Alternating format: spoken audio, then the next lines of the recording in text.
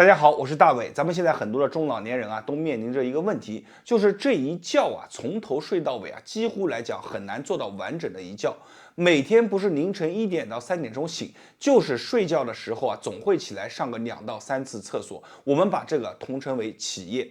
咱们有很多朋友啊，就因为这样的情况，时间长了以后，精神状态变得非常的不好，而且整个身体状态也会持续的下滑。有的人呢，他没有办法，尝试过各种各样的方法以后，最后啊就是忍一忍就算了，起来也就起来吧。但是我要告诉大家，我们对于这种情况绝对不能妥协，而且这种情况并不是说你忍一忍就能结束的，越到后面可能起来的次数会逐渐的往上增加。这一觉从刚开始的1夜起1次，可能逐渐的变成1夜起到2次、3次，随着年纪的增加，它不断会往上攀升。我们今天给大家分享一个方法，这个方法你记住，跟着我去做，你会发现短短的21天，慢慢的很多问题就逐渐的开始改变了。这个方法是什么呢？非常简单，我们只要在手上就能找到答案。大家可以看，把手伸出来，看一下你的小拇指。小拇指这个位置，我们说它非常的有说法。以前的人呢，就把它称之为它和我们的肾是相连的。所以呢，一个人的肾气是否充足，就是看小拇指。而这个小拇指，如果它足够有力量，证明它的肾气很充足。如果它的这个小头子啊，比如说我们这个前面这个凸起来的这个点，像个小气球一样，有个小坠子，这证明我们不仅是肾气充足，我们整个人的气也是非常的足的。所以小拇指这里能看出很多的东西，而且呢，我们很多人晚上起夜，其实问题就在小拇指。你只要把小拇指这里多勾一勾，就能够很好的激发我们的肾气。而肾气呢，它主骨纳气，它是我们整个负责我们的身的，加上一个什么直字的啊在一起的这种地方。所以小拇指这个地方很重要，以前人把它称之为叫做金钩。你看弯着一个以后像一个小钩子一样。那么这个小拇指啊，咱们平常怎么去做？非常简单，我教给大家一个方法，在道家有一个动作叫做固金钩，顾名思义啊，就是和小拇指有关。我们每个人做之前可以把小拇指先拉一拉，往外这么去拉一拉，你感受一下。有的人一拉，他摇摇晃晃的；有的人一拉，他感觉小拇指勾不紧；而有的人一拉，他能明显的感觉到什么？非常的稳固啊！我们不同的人，不同的状态，咱们今天来讲一下小拇指，咱们怎么去做。小拇指勾住以后，在胸口，咱们把它握拳。啊，就像我这样，把它握成拳头啊，保持10秒钟，就放在胸口。然后呢，握完拳头以后，你自己数啊，你看1、2、3、4、5、6、7、8、9、10，数到10以后，我们小拇指你看不变，依然是勾在一起的。然后我们把大拇指怎么样对在一起，像这样，把它对上去。从这个姿势来看，像不像一个循环啊？这个动作还没有结束啊。对上去一起以后，我们把手肘往上抬，手肘这么一抬上去以后，你会发现所有的压力都会给到我们的小拇指。从我们的侧面看一下，是不是这样啊？当你的压力给到小拇指，我们放在胸口保持一会儿，就这样持续一会儿，你会发现小拇指这里有点酸，有点累，我们就这样保持10秒钟。好，10秒钟一眨眼就过去了，数着过去了以后，这条线你感受一下，把手松开来。这个地方会发现明显的，有一股一股的暖流往上去涌，对不对？这个地方往上涌了以后，咱们记住了，再找一下答案，把小拇指再勾一勾，发现这个钩子比原来还要紧了，这就是咱们讲的固金钩。固是坚固的意思，所以呢，小拇指这个地方，咱们很多人说啊，经常勾一勾，其实这么勾一勾也行。但是我个人感觉啊，固金钩是一个非常全面的动作，每天这样握拳，先把它握住啊，握住了以后，再把我们的大拇指对在一起，往上拉10秒钟，连头带尾20秒钟。这个动作我建议大家每天做上一个3到5次。如果你快的话，可能3到7天你就有感觉；如果慢的话，大概在15天到20天左右，会慢慢的有一个变化。这个动作坚持去做，你可以把它收藏下来，因为有很多人啊，他当时看的他记得的，然后眨眼转头忘记了，你把它放在收藏夹里面，没事的时候看一看，然后没事的时候看电视也好，看视频也好，就把这个动作做起来。这就是咱们今天给大家分享的动作。如果感觉大伟讲的这个动作好，给咱们的视频点上一个赞，不要忘记给大伟点上一个关注，因为在别人那里或许是不传之秘，在我这里都会毫无保留的分享给大家。我是大伟，感谢大家的观看和支持，谢谢大家。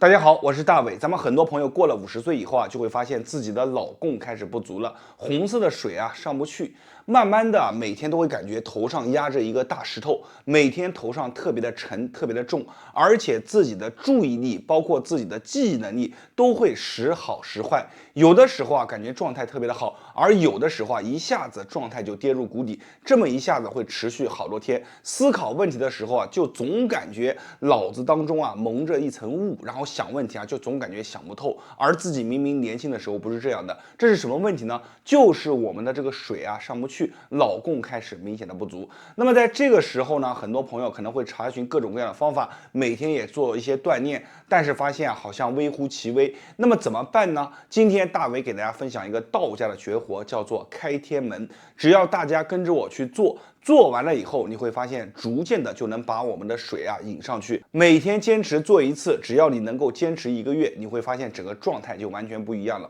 好了，接下来我把这个动作分享给大家，大家如果感觉好的，评论区下方一定要打上有用2个字，并且把咱们的视频收藏下来。咱们现在开始讲解动作。开天门这个动作呢，分为2个步骤，第一步咱们叫做引，第2步叫做散。什么意思呢？你看我做给你看啊，咱们首先先把大拇指放在我们耳朵的上方1指的位置啊，从侧面的看一下，然后呢，2个手指慢慢的从下往上走，就这样去走。咱们做的时候啊，可以把眼睛闭起来，慢慢的往上。你注意看，左右为1次。有很多朋友在做这个动作的时候啊，他做的速度啊比较的慢，包括它的力度啊比较的轻，这样不太好。我们的力度大概在4分力，速度的话可以上升到这样的一个速度。从不同的角度啊，大家可以看一下，慢慢的往上去滑。有很多朋友啊特别爱美，脸上容不得一点瑕疵，然后他说大伟，你做这个动作会不会以后脸上留下一个印子啊？我说你放心，这个动作做完了以后，过2分钟原来是什么样就是什么样，但是你的感受完全不一样。我们讲开天门，开天门，天门推开一抹红，红的在哪里？就是这条线。我做出来给大家看一下，我们正常左右为1次，做上40次，慢慢的往上去做，然后你如果经常做的话，你会发现一条红线慢慢就上来了。咱们有很多朋友啊，之前给大家分享说，老师我跟着你做，我红线上不来，为什么？我说你放心，今天上不来，明天上不来，你只要按照这个步骤做，你的速度包括你的力度啊都没有问题的话，你后天就会出来了啊！大家可以看一下，现在我已经有感觉了，你们可以看到吗？这个位置啊，我们把灯光啊把它挡住，你会发现这个位置上来一条红线，这叫什么？我们把这个红线称之为叫做引子。什么叫引子呢？引是引力的引，万有引力的引，把这个地方引出来，才能把我们红色的水调动上来。所以开天门首先第一个步骤就叫做引，也叫做聚，只有把它引起来以后才能聚。聚完了以后，我们要怎么样把它散开？2指变4指往外拉，慢慢的做啊，4指外拉，大家可以看一下，顺着我们的脑门去往外。在做的时候啊，很多朋友会发现皮肤下面有很多咯噔咯噔的东西啊，做起来以后咯噔咯噔的，这些是什么？我告诉大家，这些都是你的网上面打结了。我们的头上有一张看不见的经络网，这张网如果说长期堵着啊不通的话，它就会打结，一打结了以后，你在做的时候感觉就不一样。所以呢，我们在做的时候，慢慢的啊，不同的角度看一看，慢慢的把它打开，做多少下，去做上一个15下到20下，这叫做散。先开始把它聚着，然后呢，我们就开始散开来。只要把它散开来以后，然后你会发现完全不一样。只要把它散开来以后，有的朋友做完以后，头上就开始感觉了轻松，眼睛上面也会有感觉发亮。脸上有的朋友会感觉由内而外的发热啊，这种是什么？都说明着你把这个水开始逐渐的往上引了。这个开天门的动作，咱们建议大家每天你至少做上1次，一天也可以做上2次，但是每次之间你可以间隔4到5个小时。做完以后，整个人的精神状态感觉都不一样。这个动作一定要学会，然后每天坚持去做，是一个非常棒的动作。在这里呢，就分享给大家了。大家如果感觉好的，可以把它收藏下来，并且转发给身边的朋友和家人。咱们今天的视频啊，就分享到这里了。感谢大家的观看和支持，我是大伟。没有关注的，记得关注我一波，谢谢大家。大家好，我是大伟。最近啊，咱们来聊一下嗓子。关于这个话题呢，有很多朋友们经常问我说：“老师，我总是感觉讲话啊讲了一半，这个气啊就是感觉喘不上来。有的朋友说，老师，我讲话总是感觉到里面就是感觉到沙沙的，而且呢，总是感觉里面像卡着东西一样，特别难受。就算是我清一清，哎，把它清出来以后，过一会儿又有一些痰啊之类的就卡在这儿，特别的难受。所以呢，今天我们来聊一下这种情况，我们应该怎么办啊？教大家一个非常有用的小方法。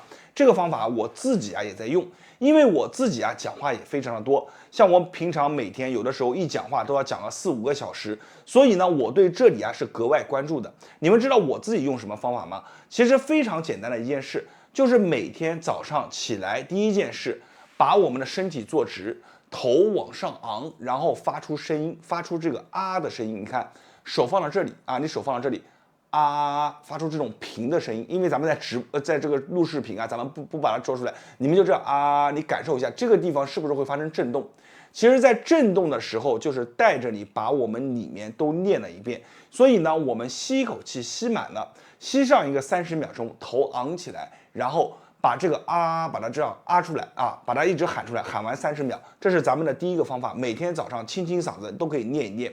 然后还有2个方法呢，是日常当中，比如说你感觉到确实的，哎，有一些不适应了，不好了，那么我们怎么去做？你找到这个位置，这在哪里呢？就是在我们的2个锁骨的中间啊，这个点，这个点你往里面戳一戳，摸一摸，它是一个小平台啊，就你看在这个位置，2个锁骨中间这个点啊。这个点你往里面戳一戳，左右拨一拨，这个小平台你给它每天进去来回的就顺着它前后的，一定要记住摁进去啊，摁进去前后的波动30下到50下，就这么简单，慢慢的去做。为什么我们要做这里？你要知道这个下面可不是一般的位置，这个下面藏着一个地方叫做胸腺啊，就这个地方它是负责我们整个免的一个什么能力的。一个防护罩，大家都明白这个意思啊？我们就把这个地方去戳一戳，每天去戳上一个30下、50下，它能够很好的提高我们整个的状态，而且呢，对于一些外感的一些风的、邪的，它进不来。所以呢，我们这个地方每天戳上一个30下到50下，平常没事的时候，你可以把这个地方揪着往外提一提，你看这样揪着往外提一提，头往上昂着，揪着提一提，做上一个20下到30下。这2个方法都可以轮流依次使用，甚至你2个同时做都行啊！我就带着大家做一做啊！你看我们这样去戳完以后，这个地方拽着往外拉一拉，特别是我有时候讲话讲多了以后，嗓子就感觉特别的沙啊，感觉里面感觉有着东西，那么我就会这样拉一拉啊，也不用去清了，就这么拉一拉，拉完了以后，哎，我们吸2口气啊。简单的吸2口气，调整一下状态。你再讲一句话，你会发现完全不一样啊！整个里面讲话出来的声音也感觉不一样，这个声音是更加的清亮的。所以这2个方法，每天没事的时候你们做一做。你记住，嗓子这个地方啊，一定要什么？每天坚持去做。它不是说1天2天的，因为你每天讲话，它这个地方都在发力，所以适当的要给我们这里也要给它放松放松。所有的家人朋友们，今天的方法就分享到这里了。如果你感觉好的话，评论区下方打上有用2个字，可以帮助更多的人。我是大伟，感谢大家观看和支持，谢谢大家。大家好，我是大伟。脾胃不好的人现在越来越多了，而且脾胃只要越不好，你会发现各种各样的麻烦就开始不断的咚咚咚敲你的门。咱们要知道啊，以前的人把脾胃认为什么叫做后天之本，气血生化之源。如果你的脾胃常年不好，那么我们进去的东西它就没有办法转化为能量送到我们所需要的地方。同时呢，你不论吃的再好，你因为脾胃不好，它无法送进去，它也是转一圈就出来，而且有很大的可能啊，就进去的东西它沉在这儿，它不走了。慢慢的会让你的脾胃它的工作状态会越来越不理想，逐渐的它就开始给你闹情绪、闹脾气。有的朋友会感觉到酸啊，有的朋友感觉到胀啊、反啊，这些都是他闹情绪的一个地方。所以呢，脾胃不好，咱们能趁早就趁早。今天给大家分享一个道家的绝活是什么？叫做5门强脾法。说白了就是脾胃上面有5道门，咱们一道一道的把它解开，那么你的脾胃就会开始逐渐的强壮。那么这个方法在以前是不对外的，但是在今天咱们把它分享出来，会的人虽然不多，但是您如果有缘看到了这个视频，一定要把这个方法收藏下来。好的，咱们话也不多说，直接开始来讲解动作。那么我们首先先讲一下这个动作的口诀，叫做上3下2左右各4。那么这个口诀是围绕哪个点呢？就是我们的肚脐啊，我们先用我们的手指住我们的肚脐，然后呢，我们顺着往上走3指，这3个指头的位置就是我们的上面3指上3，这个地方呢，它就是我们的上门啊。你看，去左右转一转，左右拨动拨动，上下拨动拨动，你别用力啊，身子也别这么弯着做。整个人要挺起来，你这么慢慢的拨，一会儿你会在里面拨着一个小钉子，这个小毛钉是什么呢？就是困着你脾胃的钉子。我们慢慢的渗透进去，你只要感觉到有硬邦邦的这个小钉子啊，你就开始骑在它的身上，怎么样转？转上一个20下，多一个不要做啊，少一个也不要做，就20下。做上20下以后，不管你做的尽不尽兴，咱们手拉开。为什么？你记住，冰冻3尺非一日之寒。为什么咱们做20下呢？就是因为你做多了以后，反而它给你带不来好处，而你做多了以后，很可能会给里面带来一些不好的。我们就20下，你一定要记住，是骑在这个小钉子上面，你再开始算数啊，20下。做完20下以后，我们再开始找什么呢？叫做下2，上3下2。你看，这是肚脐往下2指的位置，注意看，我们手点在这儿，整个人微微的往后，小腹微微的向内收紧。先怎么样？一样是左右微微的波动，上下波动，左右波动，不要用力。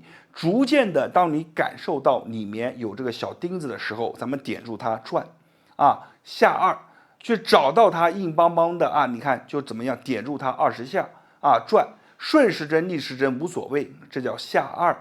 做完了以后呢，我们再来找左右各4，怎么去找？你看，2个手的食指指住我们的肚脐，另外3个手指并拢，那么我们小拇指的位置就是左右各4，一样的把我们的手在我们的小拇指里面去怎么样点进去，先微微的拨动，找到了这个硬硬的这个像绳子头一样的，我们就怎么样顺着它转20下不要多记住转的时候一定不要直着往内，而是斜着往内。就找这个方向，整个人坐直很容易你就能找到。把这个地方解开了以后，我们这4个门就打开了，东南西北。